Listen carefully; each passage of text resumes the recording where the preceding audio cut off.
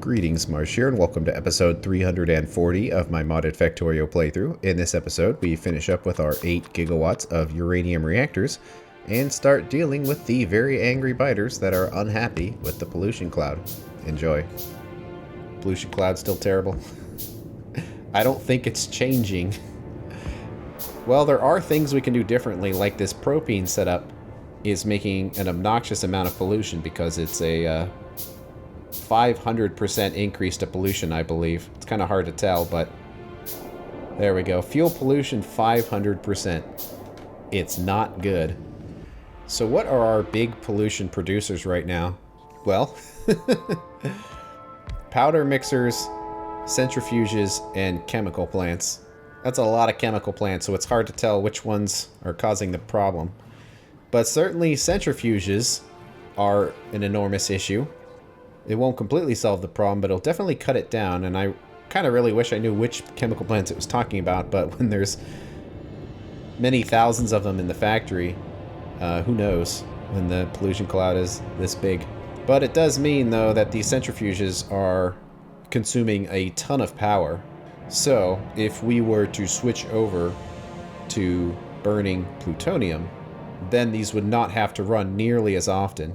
So that is a way we can save some amount.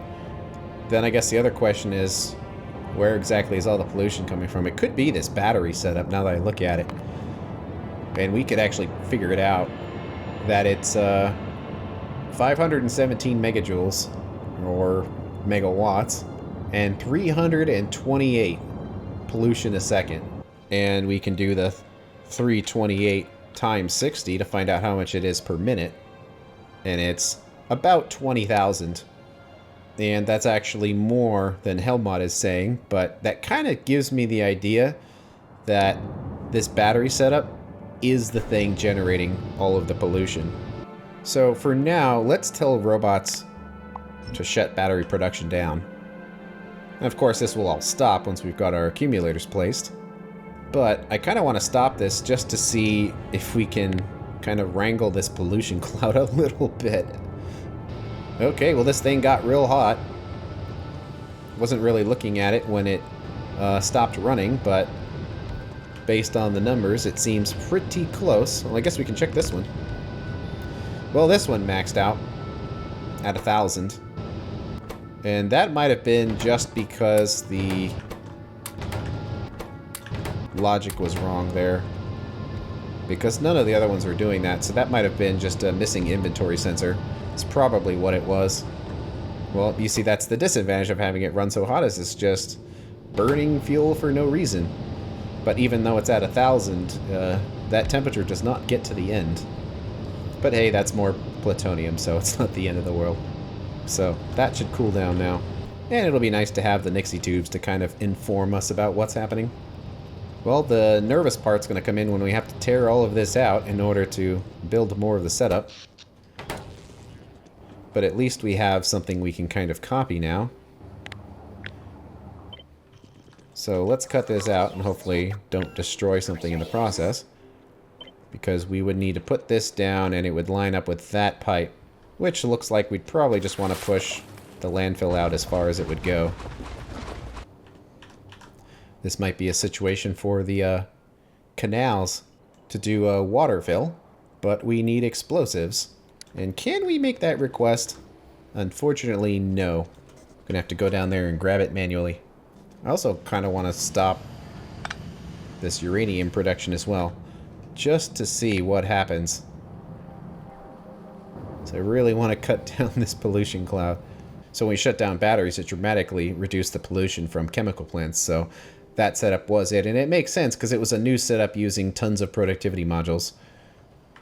So we might just have to not do that or limit ourselves until we can do something about the biters. So we have to come all the way down here. Let's just put 100 pieces in there. And now we can finally build some water fill. Guess I haven't used it for anything up until this point. Gotta hurry up and get that water hooked up, because if we need power, suddenly factory's not gonna have it. So it extracts like a 3x3 tile. So if we do it right here, will it pull out the 3? Okay. So we would want to do it like right there to make it look right. It's kind of funny how that works. But okay. That actually makes a lot of sense. It's just going to be a little slow going. There we go. I guess we can also go, like, down this way, which would also work. It's very interesting. So, like, I guess it automatically moves based on whatever makes sense for what you're trying to clear out, so it's reasonably smart at it. And because of the way that it works, it doesn't want to clear that, but of course we are gonna. There we go. Now let's hurry up and place this before the factory has issues. Right there. It's kind of interesting comparing the two reactor types, like they both have their very distinct shapes. This one almost has like an oval in the middle. But everything's hot and ready to go. In the process, did we make any more plutonium? I think so. At 35, getting close to being able to run it. Okay, well this is the nervous part. We've got to clear this out because the shape changes.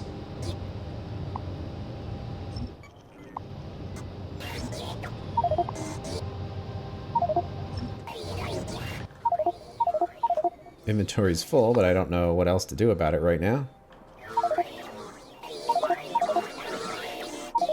Because we kind of just need to clear all this out.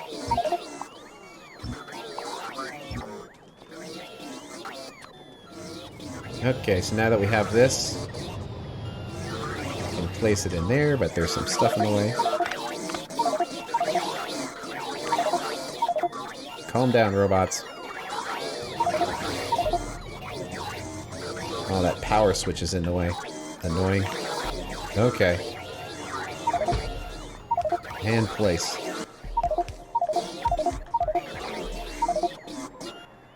Why aren't they using their own turbines here? Whatever. If we toss it in the network, it'll make its way back here. So there's a little bit of overlap on these, but whatever, I think it's fine. Gotta make sure these don't connect to the rest of the factory. They don't, even though they do power some of these things to an extent. I think it'll be fine. Connected to the power switch, it's still fine. And we do need this in here to continue our logic with this. Oh, yeah. Well, that's weird. It's more offshore pumps being offshore pumps, where that's like an entity, but it's not there. But I think offshore pumps really doesn't like it when things get destroyed when you do like water fill. Because we come into the editor and this is totally something there. Except this time it can't be picked up. So I don't know. So I guess we'll just leave it. And go over it.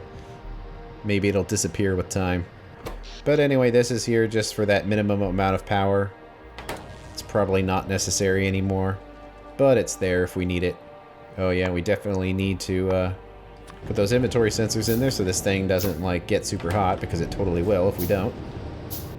It seems like when it first fires up, it does kind of put too many fuel cells in there. I wonder if it's just doing that before all of the logic gets placed. But it should be good now. Let's mess up the inventory again. So now we got another one of these to place. And we need a little bit more space again. And that one is getting covered by that one pole, which is kind of annoying. I think you just need to kind of pick it up and put it somewhere else. How do I pick this up too? And yeah, it looks like that collision thing disappeared. But it warmed up. It's not maxed out or anything. So many pumps. Like, that is an obscene amount of water right there. Well, now we're at the point where we can really start tearing this apart.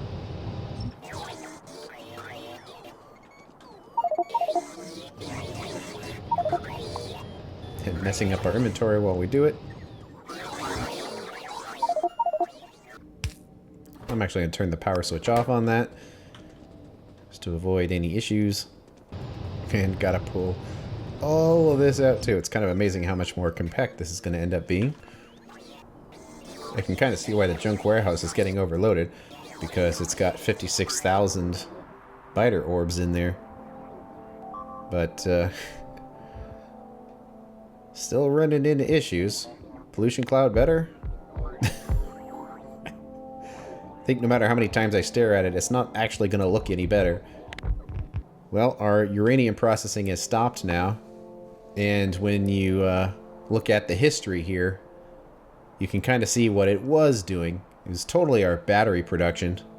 And then we stopped that all the way down here. And also stopped making fuel, and that dropped to 0. So I think it will dissipate now. We found the source of the pollution. Then the question is, what do we want to do about it? I guess pollution cleaning modules could be a thing. And oh yeah, the powder mixers were causing pollution too.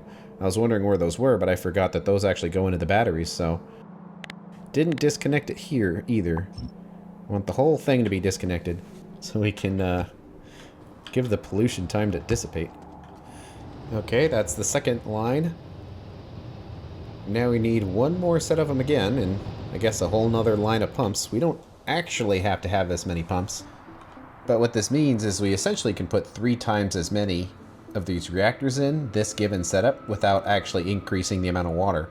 So we can really put a ton of them in here if we need to. And that's kind of why I'm preparing for the future, because I'm expecting to build a bunch of plutonium reactors, and I'm especially thinking we're going to do that if we're running into pollution cloud problems. Like, it's kind of funny that we're burning uranium to save on pollution, but it generates more pollution than I think it would be just burning regular fuel because of the changes I did to the modules, which might be excessive, because when you increase energy consumption, you also increase pollution. So I might have taken that a step too far, but at the same time, I think it's also hilarious. So a factory this big should be a giant pollution cloud, so I don't terribly mind that. So we need to copy one more time here, but I suppose we should place the first pattern down so we know where the pipes need to go. And I think everything is pretty good here, so we can get these next reactors warmed up. So just run by and flip the switches. At least you can walk in between these reactors, which does help a little bit. So there is a path to walk through here, it's just really narrow. Hey, and one cool thing about Pipe Visualizer is that it also shows you ducts. I wasn't sure if it would or not, but it totally does. That's awesome.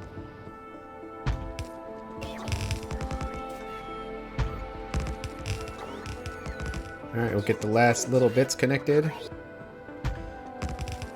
It looks like there was just a random charge port here, but we probably don't need that there anymore. The robots are so fast these days. Okay, that just barely fits in there, but it does. It's not dissipating. Biters are basically consuming the same amount, so pollution goes away when it either dissipates or gets eaten by something. So it might just take time for the biters to get it cleared out. It's interesting how that biter's kind of like glitched. It's almost like there's a bunch of biters just layered on top of each other. I kind of want to go out there and fight them. But I'm also worried about the batteries, so should probably get them fully charged before we go out there. We do have the nicer energy shield, which will help, but nonetheless, we got to get charged up first. Up to 40 plutonium, that's technically the minimum amount to get the process started, but maybe 45 or 50 just in case a few pieces kind of get stuck in splitters and things.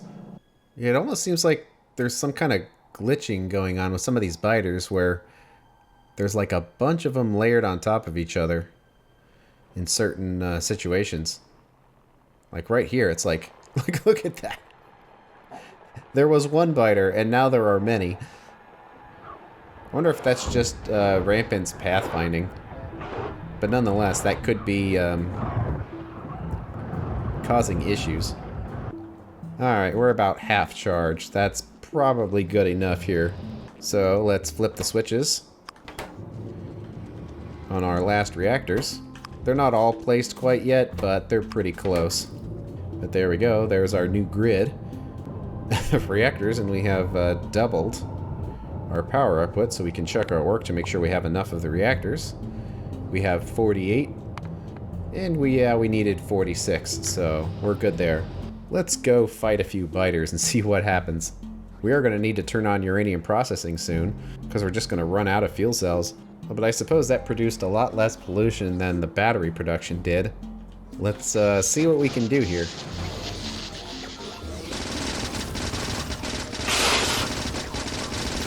Barely see what's going on.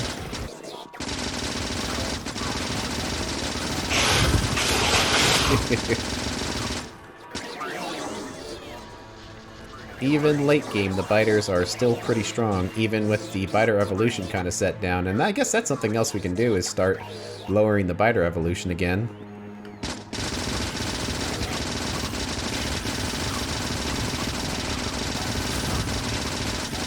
I'm kind of curious about those biters that are just kind of glitched out.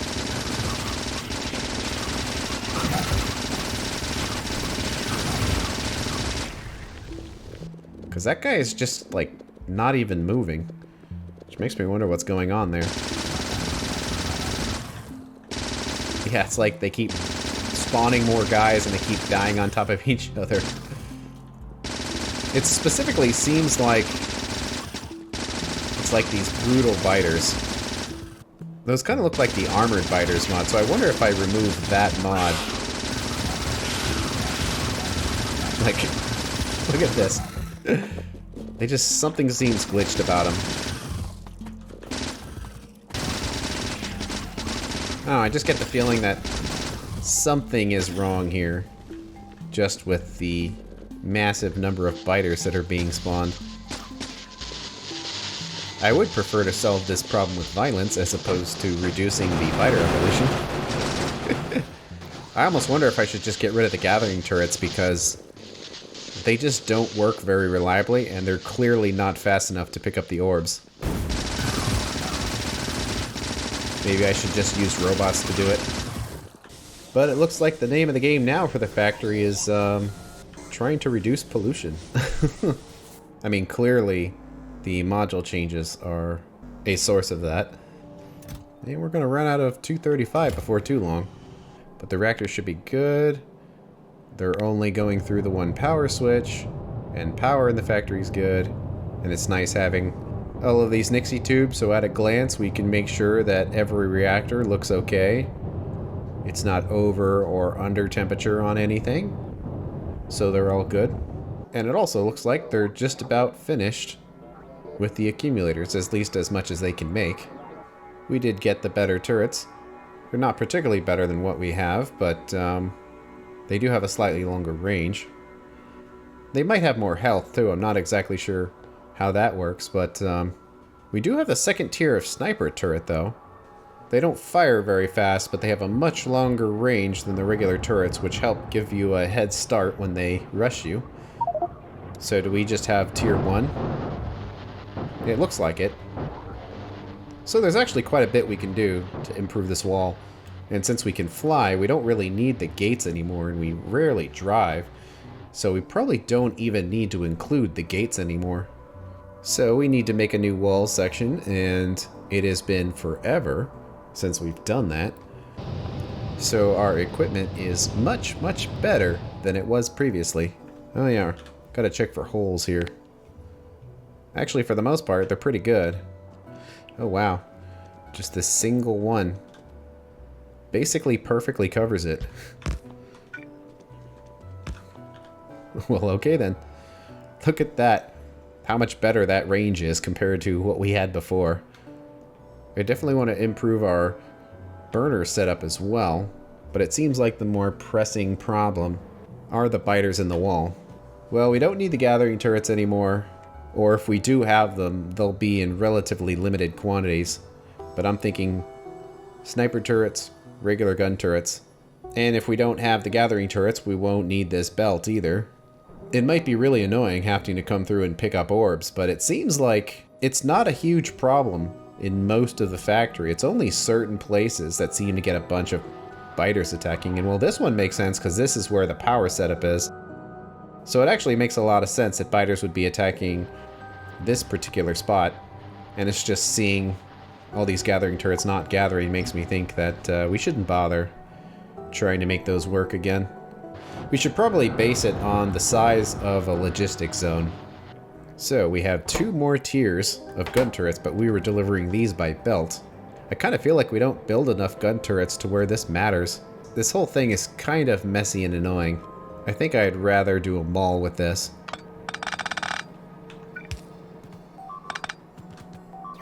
Uh-oh. They're still overpowering us here. Okay, that should be most of it cleared out. Let's just remove all of it. And it gets scattered to the wind.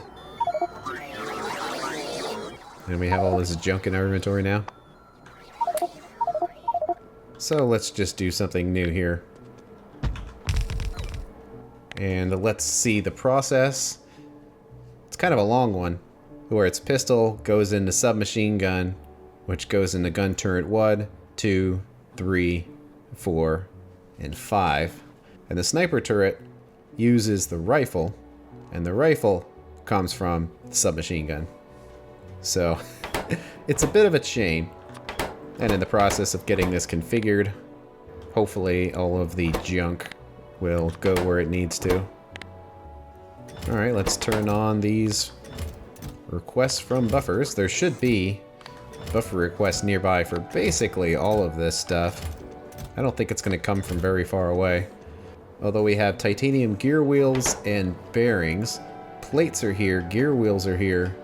But the bearings are probably going to come from kind of far away.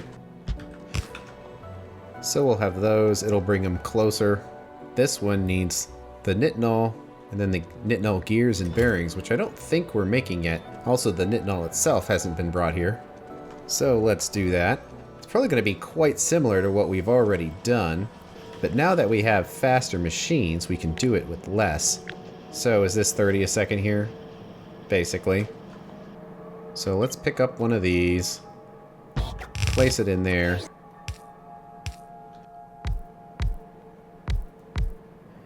Copy it one more time. These power poles should basically reach if the inserters were in a better spot. And that would actually put out 20. So let's just quick and dirty move those inserters so everything's covered. Now we can do the same thing again, and how many of these machines would we need? Basically up to there. So we wouldn't need the ones on the top. And we're probably going to be able to do something similar for this other one. So do we need anything special for Nitnol? Nope. Just lubricant like everything else. Well, let's copy the whole setup and see what we need to modify. Of course, also, we can use the better pipes.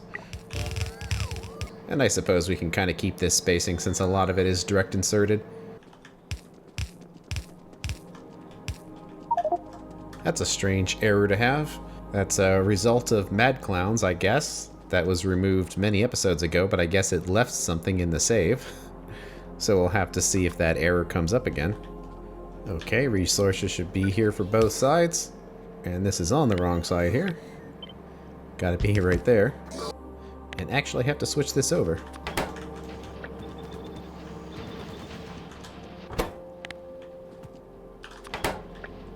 The colors are very similar. There we go. Fill up the belts. Should basically be delivered, yeah. Except we actually need just straight up Nitnol plates as well. I guess we can squeeze it in right here. Well, I think we can hook all this up now. And hopefully we start to see some turrets. So do these have like a higher health or something? Is that what makes them better? They have 800 health compared to what we have now, which is 600. So it's better, but it's kind of disappointing. Just doesn't seem to be very good other than its range is slightly longer. Uh-oh. Man,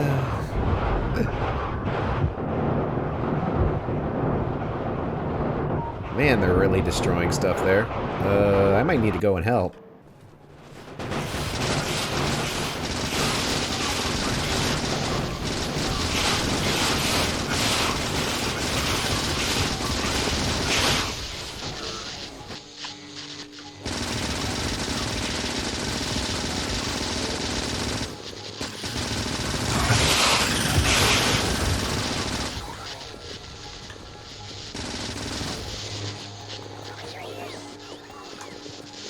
Another thing we may wish to build is just do laser turrets. That would solve the ammo problem, but then it would require a bunch of electricity.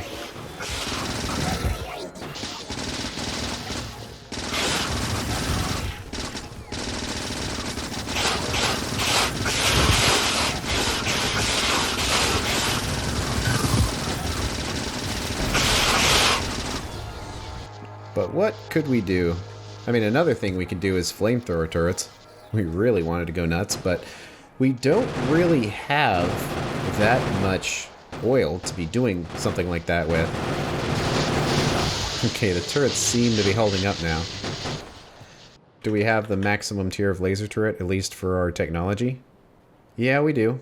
So do these scale? Well, their range gets 2 higher. Maybe I should be helping. So many spitters.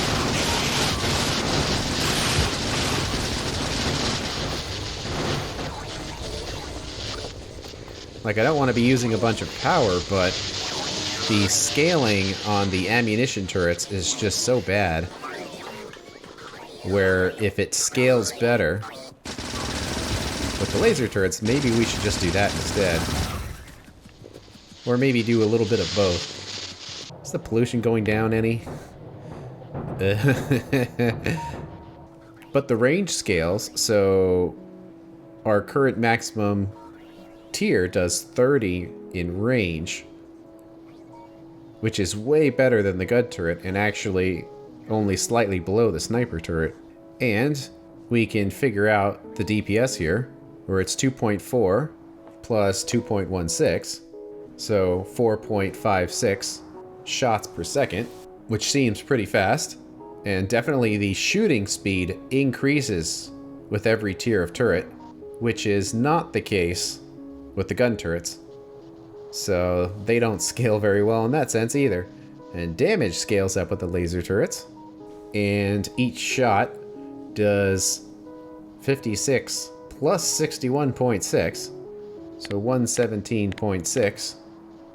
Gives us the approximate DPS of this turret as 536, which seems like a lot.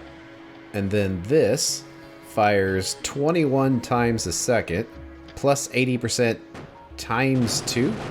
Not exactly sure what that math would be. I guess I'll just add the 80% first. So plus 80%, so times 1.8, times 2. Such weird math. And then it does fire at 21 times a second, which means the DPS would be 4 times as high, just about. So that's actually crazy. Another thing to keep in mind is that some biters, in fact a lot of the biters, die in a single hit. So actually being shot rapidly is of higher value than being hit with a lot of damage. Even though sometimes they do need that damage to go through. So I'm wondering if we need a solution that involves both of them. Like right now we're using the sniper turrets, but in comparison to laser, they don't seem very good. And then there's also the plasma turrets as well, which use lots of biter orbs, and it does look like we have the best kind, which does something we're probably in need of, and that's area of effect, but man, that's a big explosion. One thing though, is that its range is 150, which is nuts, compared to like 30. So this could really help in getting rid of the biters before they ever actually get close. It would require a ton of alien artifacts, but now that we have a setup that can generate them as we need them, Right now it's being used for science, but we totally could pick those up and make turrets out of them instead. And we're kind of overloaded on these biter orbs anyway, so we kind of need an excuse to use them on something. That range is phenomenal. I'm just kind of worried what happens when they get close to the wall and they like, does it have a minimum range so the explosion won't actually hit the wall? It does. Okay, 30. So that's pretty good. So I'm thinking our wall will have 2 layers. The first layer is the gun turrets, which just get rid of all the small creatures that actually make it up to the wall. And then in the back will be the laser turrets that are better for the big ones. Then we have these plasma turrets to try to stop the battles before they ever begin. And that'll require a lot of random alien artifacts. So we might be producing those kind of slow. We could also make walls that fix themselves up, but I'm not entirely sure how that works. I kind of don't want to jump into that. So I think we have an idea of what to do. But that's going to have to wait until next episode. Thanks for watching, and I'll see you later.